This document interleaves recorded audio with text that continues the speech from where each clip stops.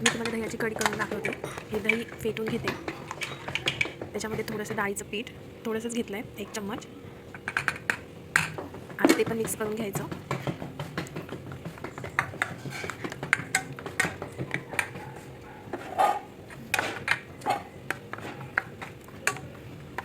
असं मिक्स करून घ्यायचं व्यवस्थित. थोडंसं पाणी टाकायचं त्याच्यामध्ये आणि ते मिक्स करून घ्यायचं. बाकी फोडणीला आपण मग अशी भाजलेलं लसूण, मिरची, कोथिंबीर, कढीपत्ता, तेल घ्यायचं. तेल थोडंसं जास्त टाकायचं कढीला. जिरे, तुम्ही मोहरी खात असाल तर मोहरी टाका, मला नाही आवडत म्हणून मी फक्त जिरे टाकले. लसूण, मिरची, कढीपत्ता, कोथिंबीर सगळं टाकून घ्यायचं. हळद मीठ हे थोडं हळद मीठ पण टाकून घ्यायचं.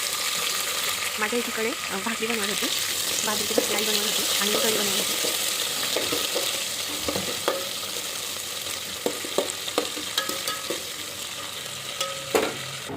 त्याच्यामध्ये हळद मीठ टाकून घेतलं. ते व्हिडिओ घेतलाच नाही टाकलेलं, सॉरी.